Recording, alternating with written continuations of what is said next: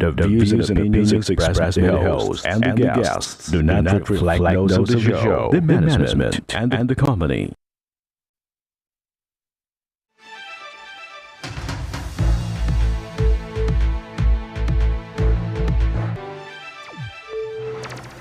Magandang hapon sa ating masugid na taga-subaybay. Live na po tayo ngayong araw ng Biyernes para magbigay ng serbisyo publiko. Live din tayong napapakinggan sa 90.3 Radyo Oragon Sorsogon, 88.3 sa Catanduanes, 90.7 Legazpi City at live na rin tayong napapanood sa ating YouTube account. Bago natin umpisahan mga kaaksyon ang ating pagbibigay ng serbisyo publiko, abangan nyo ulit ang aming pagpili.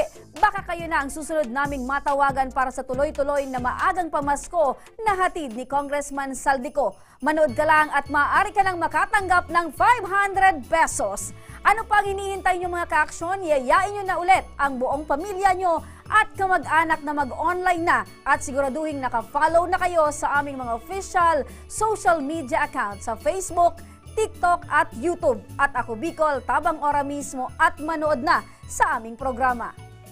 Umpisahan na natin mga kaaksyon ang pagbibigay serbisyo publiko mula sa ating Action Co Center sa Camarines Norte. Makakausap natin si Mary Grace Suyat. Humingi siya ng tulong para sa kanyang ina na si Lolita Lipalam matapos itong bumagsak mula sa tinatayuang semento. Magandang hapon sa iyo Mary Grace. Magandang hapon po. Opo Mary Grace, kumusta ang kalagayan ngayon ni Nanay Lolita? Sa ngayon po, mabuti naman na po.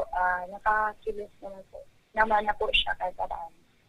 Okay. So, paano na bumagsak si Nanay Lolita sa tinatayuan niya? Ito po ba ay marupok na itong tinatayuan niya? Bakit nangyari ito? Ano po, yung ilalim kasi ng semento ay lupa lang. So, bumuho po siya. Kaya po natipsak yung semento. Naging dahilan po ng pagkakabagsak niya. So sa pagkabagsak ni Nanay Lolita, ano yung natamo niya? Meron ba siyang natamong sugat? Malala po ba? Meron po siyang sugat sa may parteng tuhod. Tinahi po siya, binang tahi. Saka po, meron po siyang natamong sugat. Tumama po yung parteng kanang baba sa semento. Kawawa naman si Nanay. Ano po ba yung ginagawa ni Nanay nung mga oras na yun? Bakit siya ay tumungtong doon sa semento? Magsasampay po sana si Mama. Kaya po siya tumungtong doon. Magsasampay ng nilabahan. Apo. Sa mga oras na yun, sino yung nakakita kay Nanay at sino yung kasama niya nung nagsasampay siya? Ang nakakita po ay yung boyfriend po ng bunso kong kapatid. Matanong ko kasi, si Nanay ay 62 years old na, 62 years old, so senior na. Bakit si Nanay pa yung naglalabat, nagsasampay ng mga damit? Ito ba yung damit na suot, mga damit niya or ano po ba? Kaninong mga damit yon? Damit po nila ni Papa. Sila lang po sa kanyang bunso kong kapatid ang magkakasama sa bahay. So, okay. So, sa ngayon, nasaan na ngayon si Nanay Lolita? Nasa bahay po. Nasa bahay. So, nagpapagaling na? Opo. Pero lumapit kayo sa Ako Bicol Tabang Ora mismo. So, ano ngayon yung pinakakailangan ni Nanay? Para po sa pangbayad niya sa hospital po. Yung nagtatahi ko siya saka sa x-ray. So, pambayad sa hospital. Matanong ko lang kasi, syempre, senior na si Nanay. Ilan po ba yung anak ni Nanay Lolita? 3 po. 3.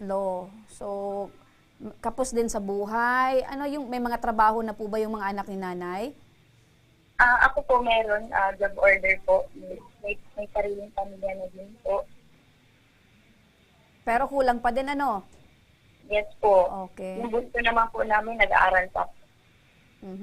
Eto, makinig ka, no? Kasi para mabigyan ng solusyon yung kahilingan nyo, ay yung alalahanin nyo, makakausap natin na sa kabilang linya si Miss Chabelita Barbecho, ang MAIP in charge ng Ako Bicol dyan sa Camarines Norte. Magandang hapon, Miss Chabelita. Magandang hapon po sa inyong lahat.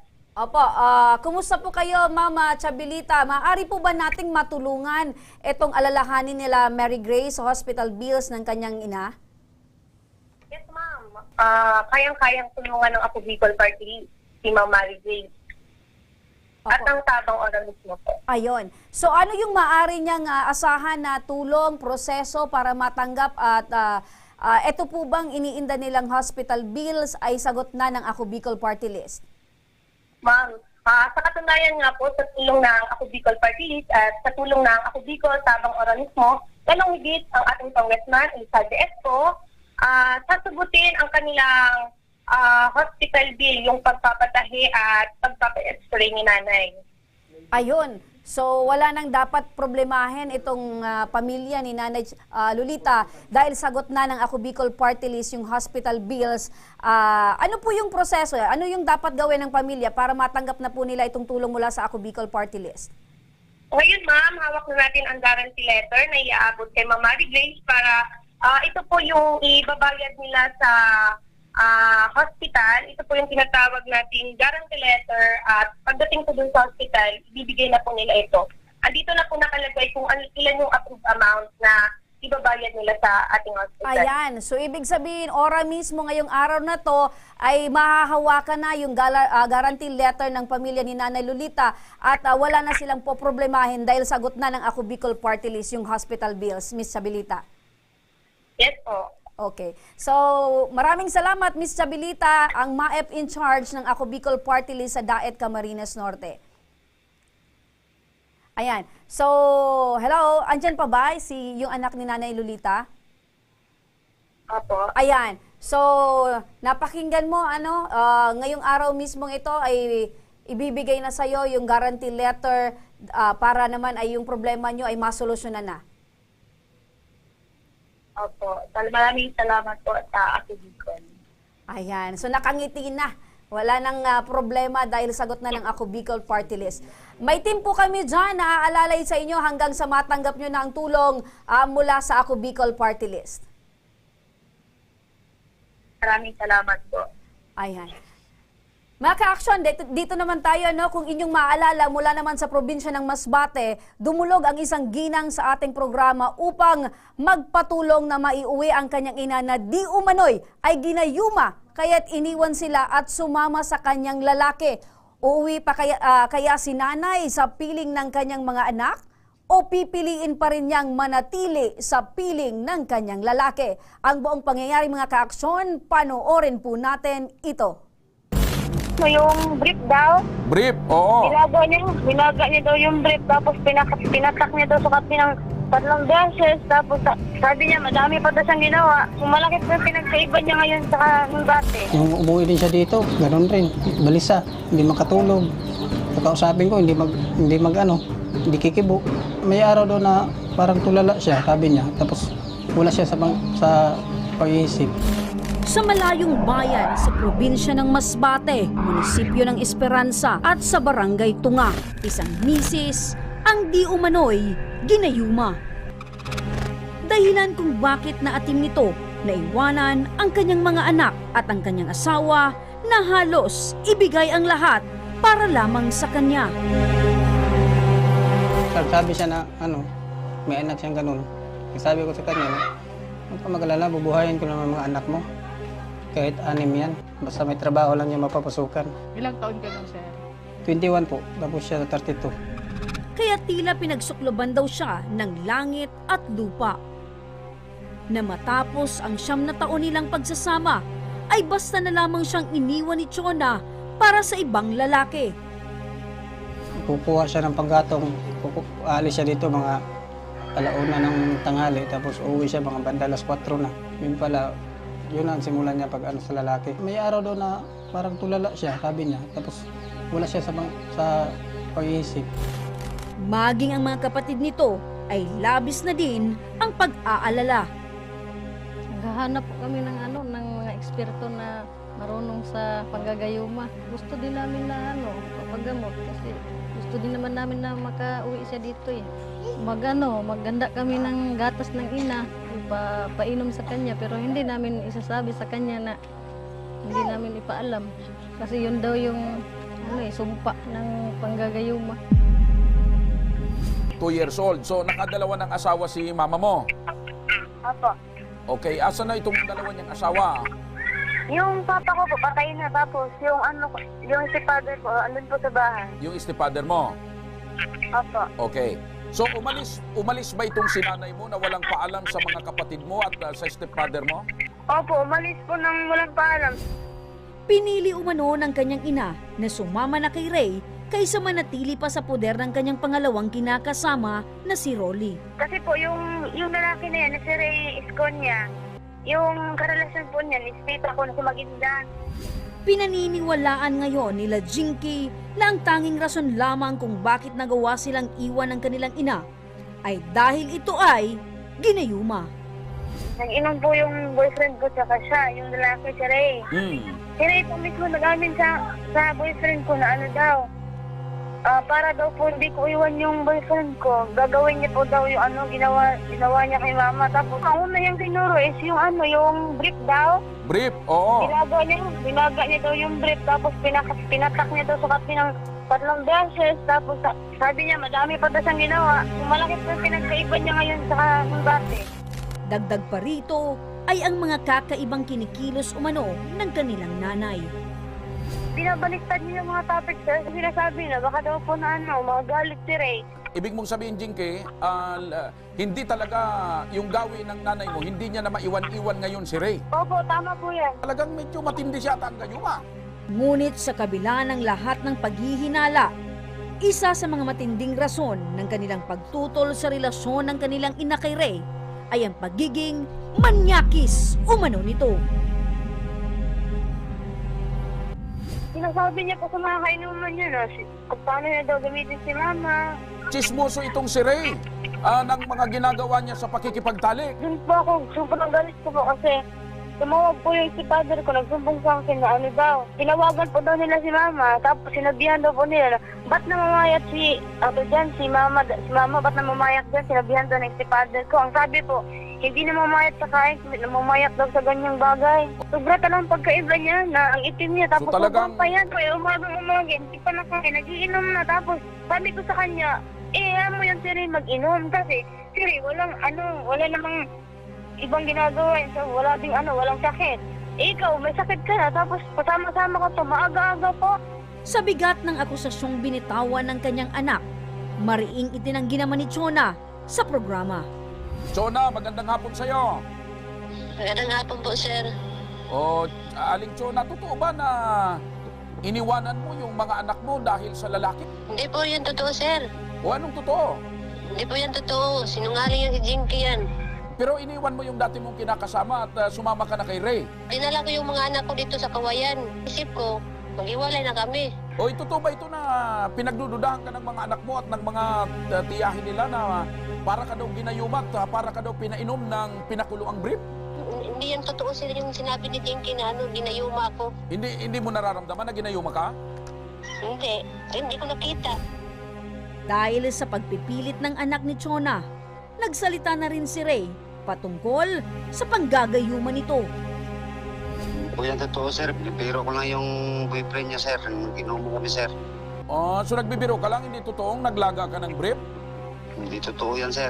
So sa tingin mo, bakit in love sa'yo si Nanay Chona? Ewan ko lang, sir. Kasi na-inlove naman din ako sa kanya, sir. Tapos yan, na-inlove din sa akin.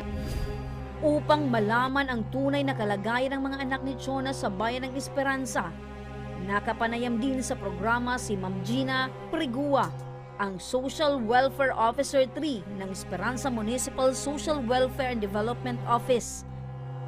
May karapatan ho ba yung mga anak na iniwan ng kanilang mga magulang dahil sa pag-ibig para mag-demand na pauwiin yung kanilang ina? Opo, sir. Based sa sir, Republic Act 7610, ang ginawa po kasi ni Chona ay pag-abandon na sa kanyang mga anak. Lalo pa, sir, na yung pinakabunso nila ay only 3 years old.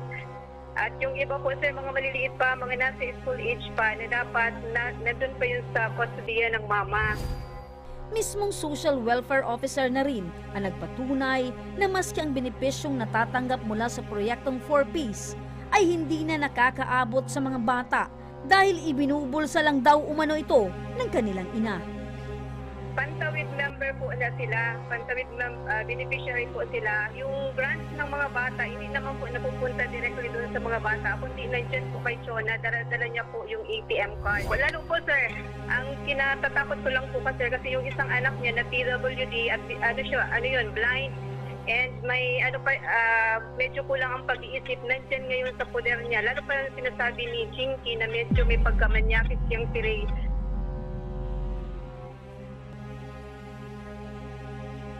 Opo sir, pwede po siyang ireklamo sa Republic Act 7610 ng abandonment. So, yung bang parusa ma'am doon sa abandonment at yung pag-iwan doon sa mga anak, may kulong po ba yon?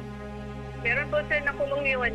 Sasama po yung team namin at nang ma-document namin at makapagtestigo rin kami kung ano pong mangyayari dito sa sitwasyon na ito. Ano po? Opo sir. Hindi man nakauwi ng Bicol si Jinky sa itinakdang araw ng paghaharap sa MSWDO Kawayan, ipinagpatuloy pa rin ng aming team ang pagpunta sa Masbate upang masigurado ang sitwasyon ng kanyang mga kapatid. Kahit malalim na ang gabi, ay sumabak na sa biyahe ang aming team papuntang Masbate.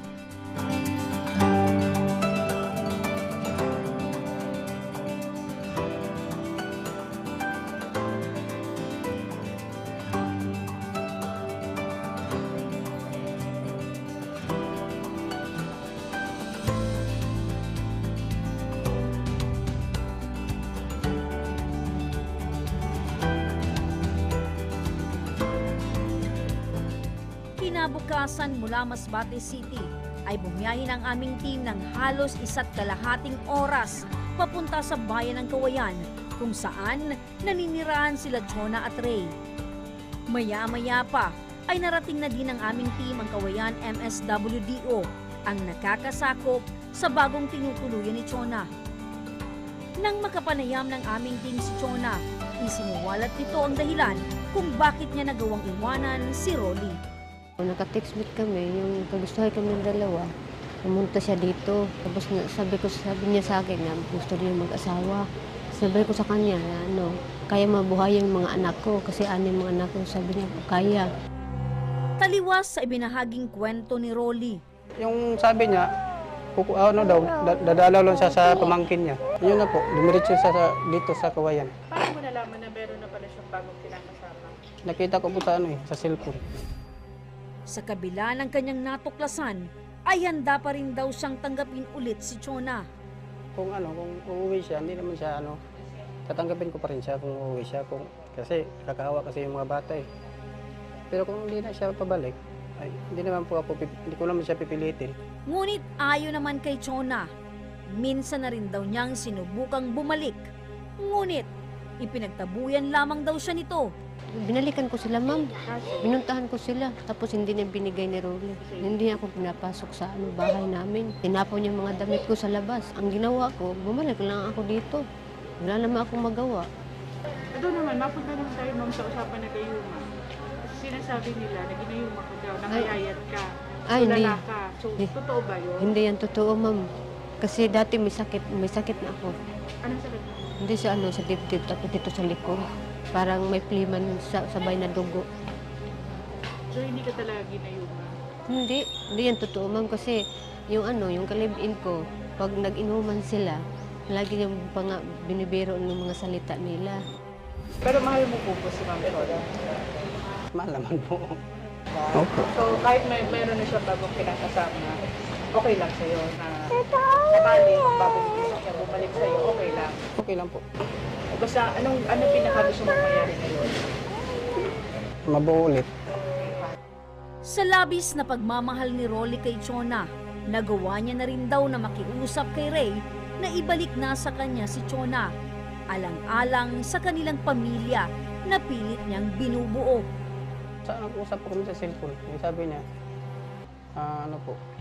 okay lang daw kung uuwi si Chona, hindi naman daw siya, hindi niya pipigilan.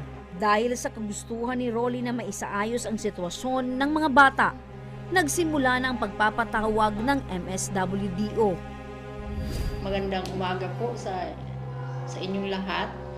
So, nandito po tayo ngayon sa aming office, Municipal Social Welfare and Development Office. Ngayon para sa pag-uusap ni Chona at ni Concern talaga dito yung magiging custody ng mga bata, yung mga minor de edad.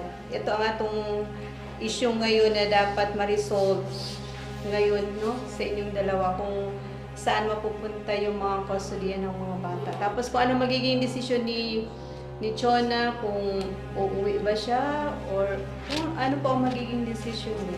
Hindi ako makadesisyon naman. Bakit di ka makadesisyon? Hindi mo ba ano yung mga bata? Sino ba ang priority mo sa buhay? Bata. Ang mga bata. Sino pa? Ang bata lang ako.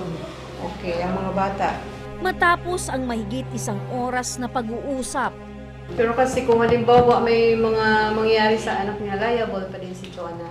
Base sa Republic Act 76. Pwede siyang kasuhan kung Pwede siyang kasuhan ng pabayaan abandonment and neglect. Kahit po kami, pwede na kami mag-file as social worker since po nakikita naman namin, pwede na namin siyang mag-filean. Kahit hindi gusto nung mga anak niya na mga may edad na or kaya yung mga ano niya, pwede po kami mag-file kasi ang inisip namin po dito ay yung best interest ng mga bata. may paalala din si Ma'am Gina sa mga nanay na pabaya sa kanilang mga anak. Pwede po makasuhan ang mag-asawa, ang nanay or tatay in case na pabayaan nila ang kanilang mga anak. Ang penalty po nun ay prison mayor. Ibig sabihin 6 to 12 years of imprisonment. Lalo pa kung may mga masamang mangyari sa mga bata. Ngunit ang mahalaga, bago matapos ang pag-uusap ay nagkaayos na ang dating mag-asawa para sa kanilang mga anak.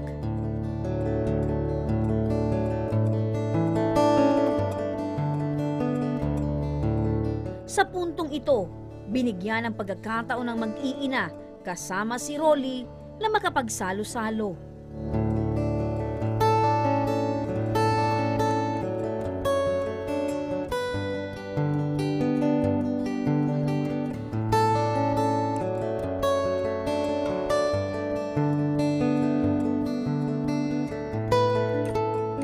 Matapos kumain, ay kapansin-pansin na mas magiliw nang nakipag-usap sa amin ang mag-asawa na tila ba'y parehas na bawasan ng sama ng loob. Opo ma'am, masaya po. Yung pamilya ko po ay nabuo po saglit. Gusto ko po sabihin sa kanya na bumalik lang siya sa bahay para mabuo yung pamilya namin. Mahal mo ba? Opo, mahal na mahal po. So, binili ko yung mga anak ko dahil minahal ko sila. Plano ko po parang mabuo ang pamilya namin, pero hindi pa ako makapag-desisyon. Pangako ko nila po na yung bumalik na ako sa bahay namin. Handa ka ba, sir, na antayin si Ma'am Opo ma'am, Chona? kaya ko pa naman antayin.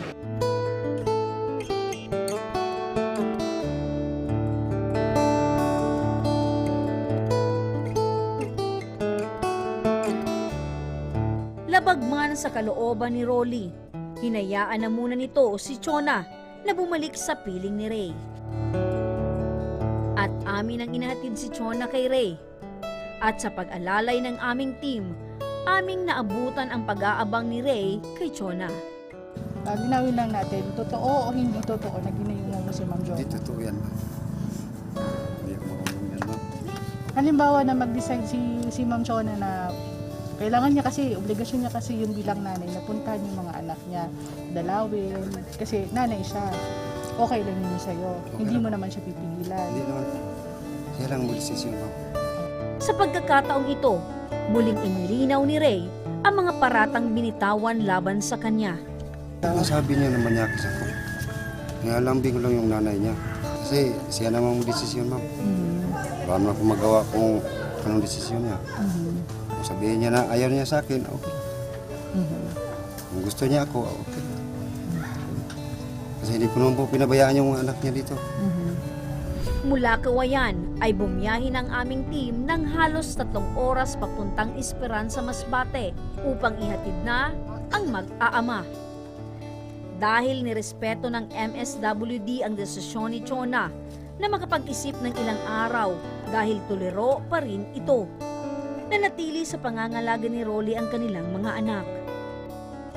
Ginayuma man o hindi, naliwanagan na si Chona kung gaano kahalaga ang pamilyang kanyang ipinagpalit. Nangako na din ito na bibisitahin ng madalas ang kanyang mga anak hanggang sa handa na siyang bumalik ulit kay Rolly. Salamat po ako sa Ako Bicol Tabang Ora mismo po dahil yung pamilya ko po ay nabuo po sa isang araw po. Sana gusto ko po mabuo ulit yung pamilya namin habang buhay. Salamat po sa Ako Bicol yung tulong namin sa tulong nila sa amin para tulong sa aming pamilya.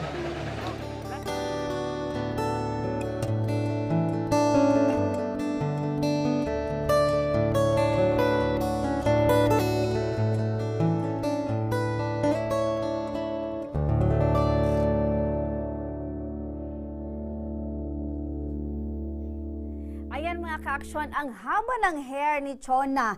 Pinag-aagawan siya ng dalawang lalaking Rolly at Ray, dalawang R. Pero hanggang sa ngayon mga ka-aksyon, tuliro pa rin at hindi makapag-desisyon itong si Chona. Parang meron pang after effect yung gayuma. Pero mga ka-aksyon, sige hintayin natin kung makapag-decide na itong si Chona. Abangan natin yung love story nila at sa tingin ko, mukhang babalik pa rin ito kay Rolly. Mga ka-aksyon, sa pagbabalik ng Ako Bicol Tabang Ora mismo, isang tatay humihingi ng tulong na mabayaran ng hospital bills ng kanyang isang taong gulang na anak na isinugod sa ospital matapos atakihin ng kumbulsyon. At panganay sa magkakapatid at breadwinner ng pamilya, tinamaan ng sakit na dystonia, Parkinsonism, isang uri ng sakit sa utak na sanhi ang panginginig ng katawan. Ang ating pagtugon, mga ka-aksyon, abangan. At para sa maagang pamasko ni Congressman Saldico, isa mula sa inyo, mga ka-aksyon, ang mapipiling matawagan at makakatanggap ng 500 pesos sa araw na ito. Kaya huwag kayong bibitaw dahil magbabalik pa ang Tabang Ora mismo.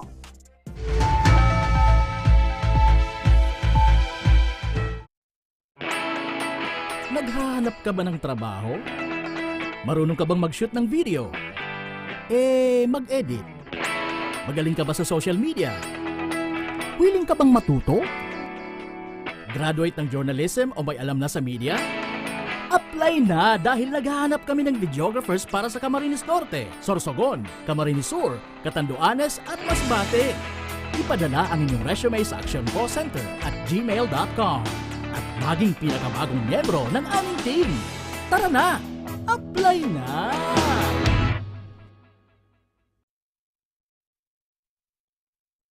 Nangunguna pa rin sa pagpapagawa at pagpapaayos ng mga kalsada sa buong Kabikulan, mga panturismong infrastruktura, kaya salamat sa Ako Bicol, tadapulaw ang tabang digdi sa muya. mga paaralan at mga gusaling kapakipakinabang.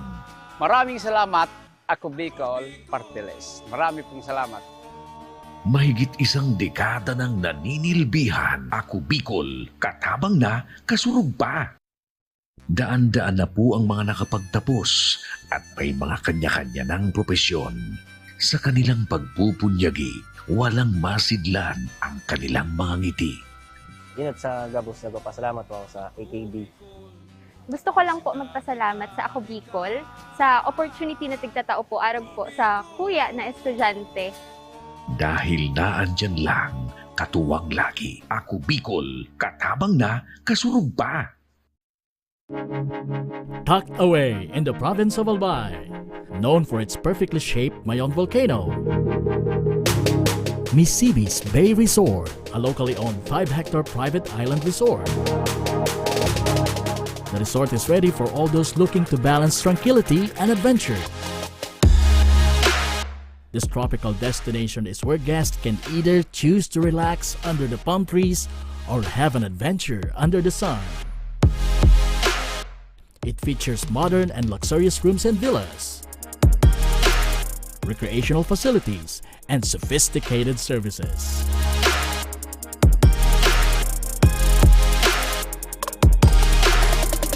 Come and experience Misibis Bay Resort, your tropical island getaway.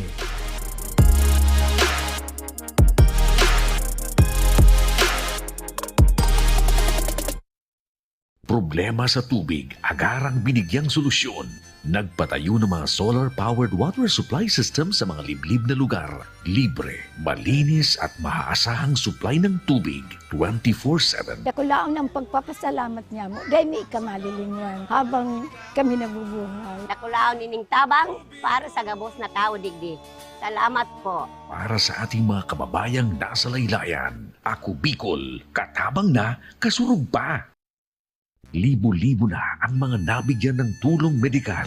Bata, matanda, kahit sino man, lahat ng mga may karamdaman, may maaasahan. Nagpapasalamat sa Ako Bicol Party List. Hindi po namin makakalimutan ang tulong na dinala ninyo dito sa aming bayan. Maraming salamat po. Dahil iisa lang ang tunay na nagmamalasakit. Ako Bicol, katabang na, kasurug pa. Nagbabalik mga ka-aksyon ang Ako Bicol, tabang, ora mismo. Kasama natin ngayon mga ka-aksyon si Justin Trillies. Humingi siya ng tulong para sa kanilang 1 taong gulang na anak na isinugod sa ospital matapos atakihin ng kumbulsyon. Magandang hapon sa iyo, Justin.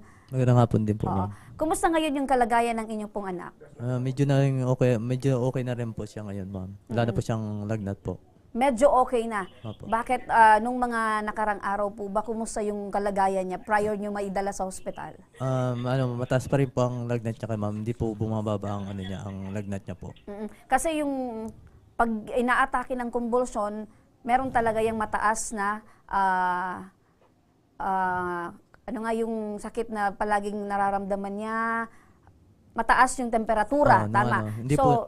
Hindi po nababa po yung yung lagnat niya po na lagi pong nasa 40 po lagi ang ang temperature po ng lagnat niya. So bakit daw palaging inaatake ng convulsion yung anak niyo po, tay? Hindi, ngayon lang po yan, ma'am. First time niya lang po na siya. First time lang siya na nag-seizure. Opo. So eto po ba ay prior na dinala niyo sa ospital?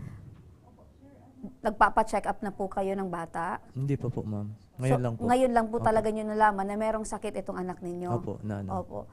Ano po ba itong uri ng sakit? Meron po yung anak ninyo? Wala naman po, ma'am. Binigla lang po niya kasi yung kasi nung pag niya po, pinahilot po muna siya sa albularyo po. Tapos nung pauwi na po sila sa bahay, bigla na lang po tinas niya po yung mga mata niya po. Tapos dinala na po siya sa sa ospital po. So bago niyo po naidala sa ospital, galing po kayo ng albularyo. Opo. Ano naman yung kwento ng albularyo? Bakit daw po merong ganong sakit yung bata? Wala naman po. Po siya kasi yung pinatawas po siya. Parang po siya yung naingkanto po siya na parang na may kinakatakutan po siya Bakit ano po yung bahay po ba nyo ay maraming puno? Ano po yung yung bahay nyo? Marami po ba kayong mga kapitbahay? Marami naman pong kapitbahay, ma'am. Wala naman pong may isang puno naman po doon po sa bahay na parang doon daw po na ang gagaling yung May puno po sa likuran ng bahay ninyo or Opo. sa harap. So ang sabi nung albularyo parang nanuno or naingkanto. Opo. So yun yung sabi ng albularyo. Pero naniwala naman po ba kayo? Siyempre, kasi yung po tapos nung pauwi na nga po sila, ma'am, na sa bahay, bigla na lang po ninas yung mata niya. Isang taong gulang pa lang itong anak ninyo po. Opo, ma'am. Opo. Ito po ba ay nag-iisang anak ninyo or meron pa po kayong panganay? Sa ngayon po, siya lang po ng tapos may nauna po siyang asawa, may panganay po akong isa. So eto pong kinakasama Pangalawa mo na ngayon ay pangalawa na. Opo. So doon sa una, meron kang isang Isa anak po. at dito naman isang anak. Isa po. Opo. So nababanggit nyo na unang beses itong kinumbulsyon, kaya dinala nyo na sa ospital. Opo. Okay. So sa ngayon, nasaan itong si baby? Nasa ospital po, nasa Tancholing po. So nasa ospital pa rin. Opo. Ano yung pinakakailangan nyo po? Bakit po kayo ay lumapit dito sa aming programa? Nahingi po kasi kami ng tulong, ma'am, sa medical medical assistant po. Kasi po malaki na po yung bill namin, hindi po namin kaya pong bayaran kasi wala na pong ganung halaga po na Natanong ko lang, tatay, ano po yung trabaho ninyo? Labor lang po, ma'am. Ay, di, wag nung i-labor. Laborer po, ma'am. Laborer po. Ayan. So magkano naman po yung sinasahod nyo or kinikita nyo sa isang araw? Ano lang po, nasa 400 lang naman po ang ano. 400 pesos. Si Mrs. Wala po, nasa bahay po. So, solo po kayong kumakayod para sa pamilya. Paano nyo po natutustusan yung pangangailangan ninyo sa araw-araw? Ngayon meron pa po kayong pasyente sa ospital. Wala, doon lang po ako sa ma'am sa trabaho po namin, ma'am. Tapos pag may kulang po, minsan po, nabali pa. Yun na lang po ang ano. Aside nung bali, marami ka pang utang. Opo, ma'am. Meron pa may ano. Gaano kahirap po yung ganitong sitwasyon?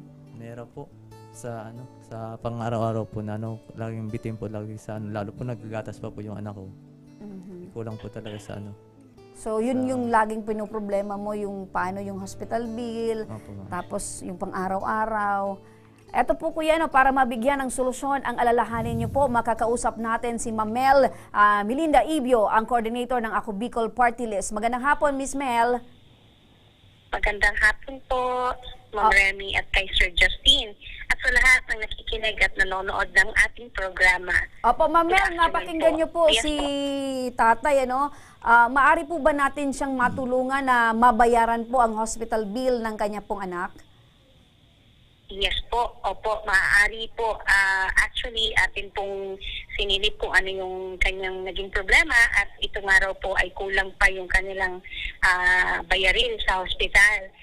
Sasagutin po ni Ako Bicol Party List po ang kanyang hospital bill sa tulong po na itong ating fund sa Ako Bicol under DOH ng MAIT assistance po. Ayan, so ibig sabihin, Mel, wala nang dapat pang problemahin si tatay dahil sagot na ng Ako Bicol Party List itong bayarin sa ospital ng kanya pong anak. Yes po.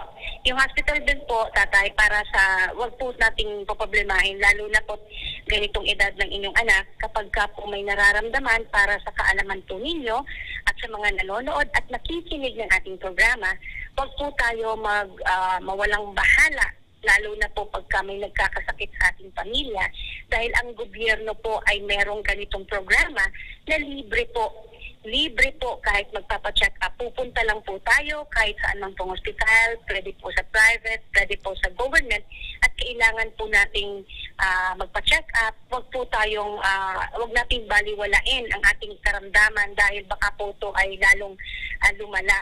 Kaya man din po, tatay, yung sinasabi po ninyo na pinapahilot po ninyo, pwede po yun dahil sa inyong paniniwala. Subalit, mas maigi po na dalhin po agad sa doktor, sa ospital, para po ating mapacheck upan po ang inyong anak para hindi na po siya lumala. Buti nga po naagapan natin si baby.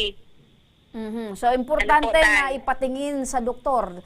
Magtiwala tayo sa siyensya at agham. Yes po. Sir Justin, yes po, wag na po kayo mag-worry dahil po yung inyong hospital bill ay sasagutin po at nandyan po yung ating staff. Tutulungan po kayo kung paano maaayos ang inyong hospital bill. Ganun din po, i-assist kayo ng ating mga, ayan po, yung mga team natin dyan sa ating programa na ma-assist kayo kung paano yung sa inyong paglabas sa hospital po. Ayun. Yun po yun. So wala nang dapat pang alalahanin si Tatay Justin Mel. Ano na lang po yung dapat niyang gawin para ito pong tulong mula sa Ako Bicol Party List ay matanggap na po nila? Kayo po ay may staff to tayo dyan, may ating team. Kayo po ay i-assist sa hospital at mismong tutulungan kayo kung paano doon ang inyong pag-discharge para po kayo ay makauwi na. At malamang po ay i-assist pa tayo ng ating team dyan sa yan ating programa po. Ganun lang po para po makauwi na po kayo. Ayun, maliwanag po yun, Mel. Maraming salamat po sa inyo at mabuhay kayo dyan sa Ako Bicol Party List. Maraming salamat po, Sir Justin. Thank you so much, Ma'am. Ako Bicol po. Ayun. Katabang nakasurog pa. Ayun, katabang nakasurog pa. Yan ang Ako Bicol Party List. Maraming salamat, Mel. Napakinggan mo si Mel Justin. Apo, ma'am. Maliwanag yon. Hindi mo na po problemahin pa yung hospital bills ng iyong anak dahil sagot na ng Ako Bicol Party List. Yan ang pinaka-obheto, yun ang kagustuhan ni Congressman Saldi na lahat ng mga kababayan nating nangangailangan ay tutulungan. Opo, ma'am. Maraming po salamat po. Opo. May mensahe po kayo kay Congressman Saldi ng Ako Bicol Party List. Marami pong salamat, Congressman Saldico, sa tulong niyo po sa amin sa aking anak. Sana po, marami po kayong matulungan. Marami po salamat po ulit. Gumaan po yung pakiramdam niyo, tay? Opo, ma'am. Apo. And aside po niyan, tatay, eto, aside ng hospital bills mula sa Ako Bicol Party List, tanggapin niyo po itong cash assistance mula naman po sa aming programang Ako Bicol Tabang Ora mismo. At syempre, tatay, dahil hindi po kayo nakapagtrabaho ngayong araw, problemado po kayo sa pang-araw-araw, bitbitin niyo rin po itong food pack mula naman po sa aming programa. Maraming salamat po, ma'am. Maraming salamat po sa Ako Bicol po. Opo, mukhang nabubulol ka na, tatay, dahil sa sobrang kasiyahan mo. Malami. Po. Ulitin mo, tay. Maraming po salamat sa Ako Bicol Tabang. Maraming po salamat sa Ako Bicol sa binigay niyo po sa amin ngayon. Maraming po salamat ulit. Ayan. Wala nang masasabi si tatay, nabubulol na. Pero ramdam po namin, tatay, na talagang sobrang saya nyo po dahil naibsan ito pong alalahanin nyo na problema sa hospital bills po ng inyong anak. Mabuhay po kayo, tatay. Maraming salamat po. Eto naman mga ka-action, dumako naman tayo sa isa pa nating tabang medikal mula naman sa Sorsogon City. Makakausap natin ngayon si Resi Lagadia, ang kapatid ni Raymart Lagadia, 29 na taong gulang at breadwinner ng kanilang pamilya. Ngunit ngayon ay may kinakaharap na isang uri ng sakit sa utak na kung saan, or tawagin ay dystonia Parkinsonism, na kung saan apektado ang kanyang buong katawan. Magandang hapon sa iyo, Resi. Resi, magandang hapon. Magandang hapon po, ma'am. Ayan. So, Resi, kumusta ngayon yung kalagayan po ng inyong kapatid? Nakakaawa po kasi po, may nagkasakit na po. So, nakakaawa yung sitwasyon ng inyong kapatid. So, kailan siya nagsimulang maghina itong kanyang katawan? Yung pang po yung katawan niya na nagalaw-galaw po ng kusa, may movement disorder po, kuya ko. Opo, may movement disorder. Ibig sabihin, yung kanyang paggalaw ay hindi niya makontrol. Opo. Ilang taon na po ba itong kapatid ninyo, Resi? 29 years old po. 29 years old. Siya po ba ay walang asawa? Wala po, ma'am. Opo. Resi, matanong ko lang, kailan nyo nalaman na may sakit na ganitong uri ng sakit itong kapatid po ninyo? Last year po, October 2022 po. So, last year lang. So, paano ngayon na meron na siyang sakit? Sino yung tumatayo ng breadwinner? Kasi nababanggit nyo na dati, siya talaga yung tumutulong. So, ngayon, dahil may sakit na si Raymart, sino na ngayon yung tumatayong breadwinner ng inyong pamilya? Ang kapatid ko pong pangatlo, si Rina Lagadia po. Yung kapatid ninyo? Tulong-tulong na lang po, ma'am. So, tulong-tulong na lang kayo na magkakapatid para yung mga pangangailangan ni Raymart ay matustusan din po ninyo. Apo. Ma'am Rexy, gaano kahirap na nakikita nyo na ganito yung sitwasyon ni Raymart, na nahihirapan siya at hindi niya makontrol yung kanyang paggalaw ng katawan? Minsan po, nakakayak po kasi minsan po, hindi siya makakain ng maayos. Hindi ko siya makalunok. Okay.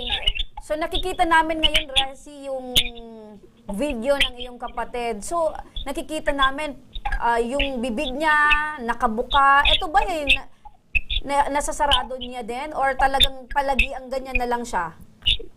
Parati na lang pong nakabuka pong bibig. Parang pong nakalak yung po niya, yung parting pisngi. Apektado po yung sasakit niya. Saka yung vocal cord po. So, ibig sabihin, kahit hindi siya kinukumbulsyon, lagi na lang na nakabuka ang kanyang bibig? Opo. So, na lang po ng pagkain. Oo. Pero nung ipinanganak ba itong si Raymart ay normal naman? Or nakitaan nyo na din talaga ng ganyang uri ng sakit? Ayan. Normal naman po. Oo. Wala pong makita kahit na pong May itsura itong kapatid ninyo, oh. Meron po. Natawag nga po sa akin parang Korean Korean. Oo, Korean Korean by heart. Heartthrob talaga itong kapatid ninyo, sayang Pero meron din ba siya na naging girlfriend, naging mga dating naging... Wala po, ma'am. Wala. Okay. Trabaho. So sa ganong sitwasyon ngayon ni Raymart, ano na lang yung pinagkakaabalahan niya sa bahay? Wala po, ma'am. Parati na lang pong nakahiga. Pag nahirapan po siyang umupo, minsan po nakahiga na lang. Matanong ko lang kasi nakita namin poging-pogi itong si Raymart, normal naman, tapos biglang gano'n na lang. Ano yung paliwanag ng doktor? Paano daw ito na-inherit or nakuhang sakit ng inyong kapatid? Ano po, yung para pong ano po yun. Hereditary. Parang may history sa pamilya na ganun din na sakit meron si Raymart. Opo. Sa po ng mama ko, sa lolo ko. Sa lolo. Oo. Meron bang iniinom na gamot itong si Raymart? Meron po, ma'am. 2 pong gamot. Pag nakakainom ba siya, medyo nababawasan yung paggagalaw ng kanyang katawan? Opo, nare-relax po yung katawan niya, pati yung ano po, pagdalaw, nababawasan po. Nakikita namin yung video ni Raymart, pag sinusubuan ng pagkain. Di ba nakabuka yung bibig niya? Hindi niya matikom. Paano niya nalulunok yun? Pagkasubo ko pa ng pagkain, sabay po ang tubig. Sabay po. So sa tulong ng tubig, kaya dumediretso sa lalamunan papunta ng kanyang tiyan. Opo. Sa ganitong uri ba ng sakit, ano yung paliwanag ng doktor? May pag-asa pa ba na gumaling ito? Meron po. Ano po yun? Deep brain fermentation po. Ano yun? At yan po ng pacemaker ng ulo. So treatment sa ulo? Okay. Ano daw yung dapat na gawin na para gumaling itong kapatid nyo? Dapat ba a series of treatment? Sa ngayon po muna, gamot po ang binibigay po ng doktor. So hindi muna kailangan ng therapy? Lahat muna intake ng gamot? Meron man po therapy.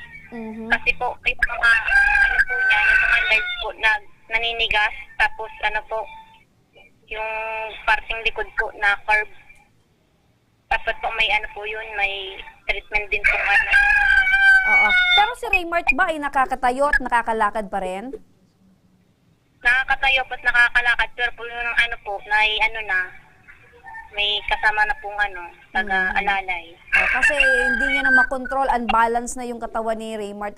So, nababanggit mo na ito ay pwedeng namana, hereditary. So, sa ngayon, Rexy, ano yung pinakakailangan ngayon ni Raymart? Bakit kayo lumapit sa Ako Bicol Tabang Ora mismo? Lumapit po ako sa Ako Bicol upang pong makahingi po ng gamot na maintenance po ng kapatid ko. Kasi po na po yun, lifetime na po yung kailangan ng kuya. Lifetime na. So, ibig sabihin, Resi, tanggap nyo na po yung sitwasyon ng inyong kapatid? Tanggap na po. Kasi po, wala po kami magawa kasi po. Gaano kahirap na meron kayong ganitong kapatid na dati ay nakikita yung poging-pogi, maayos yung yung katayuan, tas ngayon biglang gano'n na lang yung kanyang sitwasyon dahil sa sakit? Noong una ko pong nalaman, hindi ko po na matanggap kasi bakit sa lahat ng tao si kuya pa? Yung pong ko, sana may paraan pong gumaling. Minsan ko pray ko na lang po na maging maayos si kuya. Eto, Rexy, makinig ka para mabigyan ng solusyon ang inyo pong alalahanin. Makakausap natin sa kabilang linya ng telepono si Sir Efren Guwab, ang coordinator ng Ako Bicol Party List sa Sorsogon. Magandang hapon, Sir Efren. Yes po, ma'am. Magandang hapon po, Ma'am Emmy. At magandang hapon din po sa ating mga tagapagdinig. Opo, Tito Boy, kumusta po kayo? Okay naman po, ma'am. Opo. Ano po yung maaari nating maitulong kay Raymart dahil napakinggan nyo po, medyo malala po yung nararamdaman, yung sitwasyon, nanginginig yung buong katawan at hindi ma-control ang kanyang paggalaw. Ano po yung pwedeng maitulong po ng Ako Bicol Party List sa pamilya?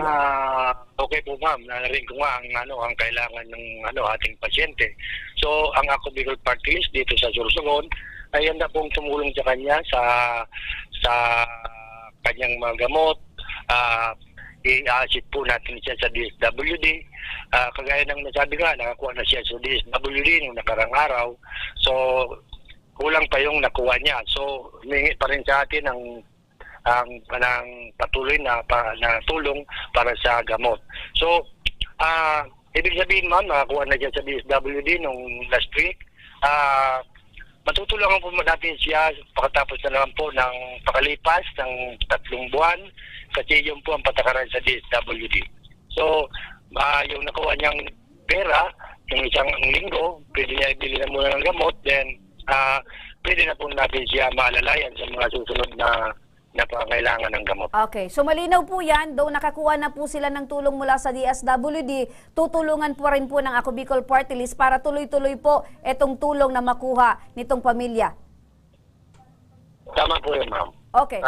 Patuloy lang po tayo na mag-monitor sa kanya and sa abot ng ating mga kaya, ng ating Congressman Saldico and Congressman Joy Bongalon, matutulungan po natin siya sa kanyang pangailangan.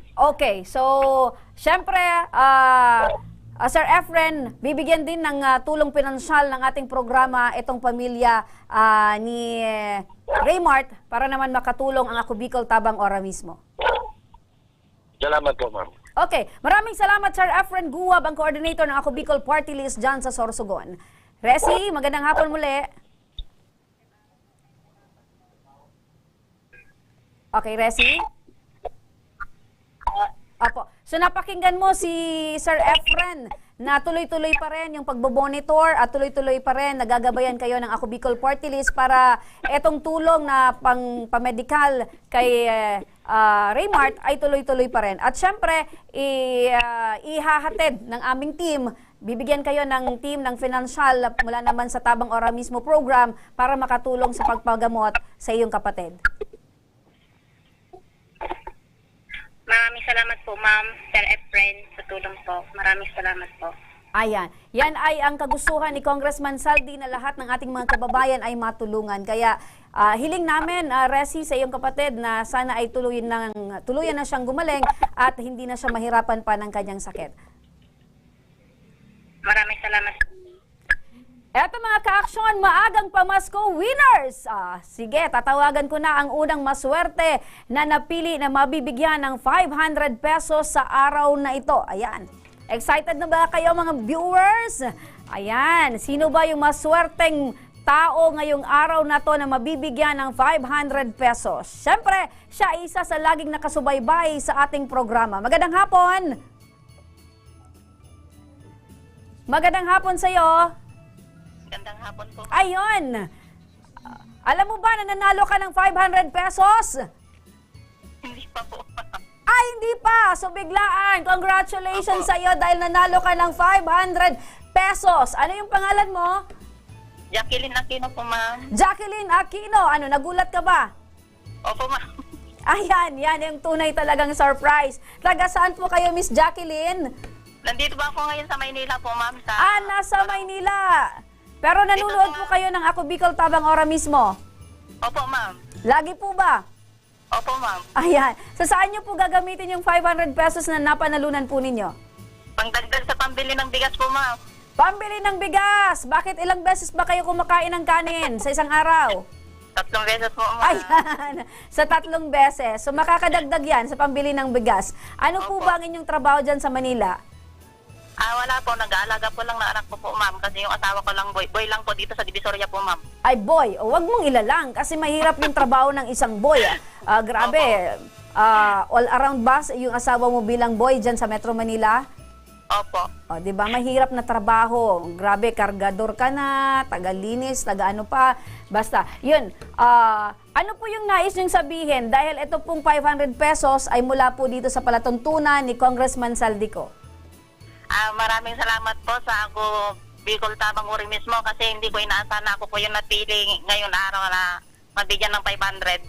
Ayan. So talagang surprise! Nanalo ka ng 500 pesos. Sa muli, congratulations po sa iyo, Jacqueline Aquino, dyan sa Metro Manila. Huwag niyo pong ibababa yung telepono at may staff po kami nakakausap po sa inyo para makuha mo po yung maagang pamaskong handog mula sa Ako Bicol, tabang ora mismo ni Congressman Saldico.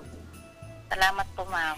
Eto pa mga ka-aksyon, tatawagan ko na rin yung pangalawang maswerteng napili ngayong araw na makakatanggap rin ng 500 pesos. Kanina may nabasa akong comment, sabi niya, akala ko ngayon 2 winners. Opo, 2 winners po ngayon dahil ngayon po ay araw ng Biyernes. Ayan, magandang hapon. Hello, magandang hapon po. Ayan, magandang hapon po. Hello po, Nanay. Hello? Hello? Magandang hapon po. Magandang hapon din po sa'yo. Magandang hapon po. Ano po yung pangalan niyo, Nay? Dominga Guevara po. Dominga? Guevara. O, di paglalaki, Domingo. Pag babae, Dominga. Papa. O, taga saan po kayo? Taga Santo Domingo po ba? Taga Cavite po ako. Taga Cavite. Pero dito po ako. Ah? Dito lang po ako nakatira. Oh, ang suswerte ng mga winners natin ang lalayo, ano? Taga Cavite, taga Manila. Lagi po ba kayong nanonood ng Ako Bicol tabang ora mismo? Ano po, subscriber po ako nyo. Ayan, subscribers! Kailan ka pa naging subscriber po ng Ako Bicol tabang ora mismo? Nagkakaltagal na rin po kasi bumuboto nga rin po ako sa kanila eh. Ayan, so matagal na pala tayong magkakilala. Opo, followers po ako. Ayan, yan. Ilang taon na po kayo, Nanay Dominga? Ano po, 50. 50, pero yung boses nyo po parang 49 lang. Isang pa lang po. Opo. Ano po yung trabaho nyo dyan, Nanay, sa Cavite? Hello po. Opo. Ano po yung trabaho nyo dyan, Nay? Ano po yung pinagkakabalan nyo? Nagbabantay po ako ng anak ko, nag-aaral po. Ayan, so nagbabantay ng mga anak habang nag-aaral. Opo. Opo. Nanay, ngayon po ay maswerte po kayo nanalo ng 500 pesos. Saan nyo po gagamitin?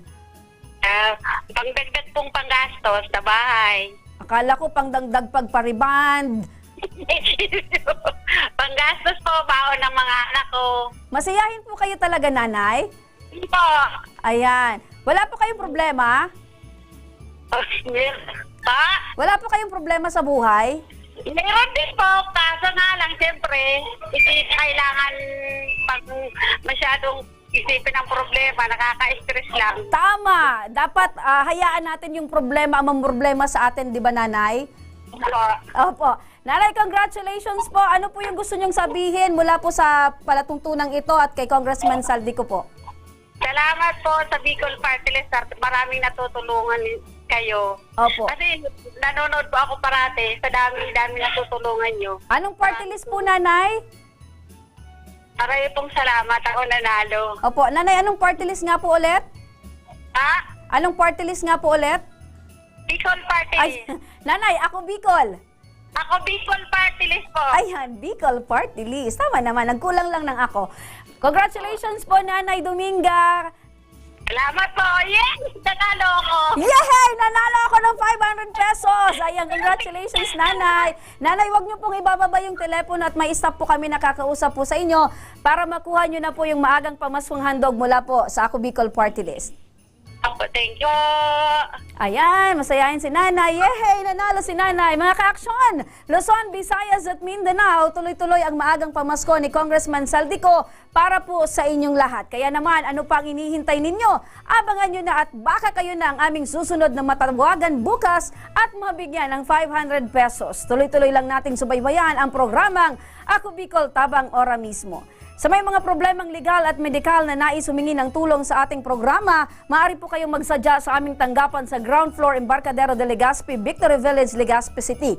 Bukas po ang aming tanggapan mula Lunes hanggang Sabado, alas 8 ng umaga hanggang alas 5 ng hapon. Sa mga nasa Metro Manila naman po at kalapit na lugar, maaari rin po kayong humingi ng tulong sa Action Co Center sa North Wing ng Batasang Pambansa. Magpunta lamang po kayo tuwing araw ng Lunes, alas 8 ng umaga hanggang alauna ng hapon. Maaari din po kayo magpadala ng inyong mensahe sa aming official Facebook page na Ako Bicol tabang ora mismo. Kahit ano pong reklamo ay amin pong tinatanggap. Huwag niyo rin pong kalimutan i-follow ang aming mga official social media account sa aming Facebook account, Ako Bicol tabang ora mismo ni Congressman Saldico. Sa amin naman na YouTube Ako Bicol Tabang Ora mismo. Meron din po kaming TikTok account at Ako Bicol Tabang Ora mismo. Hanggang sa Lunes, mga ka-aksyon, sama-sama nating aksyonan ang mga problemang medikal at legal. Ito ang programang may paninindigan, tutugon sa inyong pangangailangan. Ako po si Remy Araneta Mindones at ito ang Tabang Ora mismo.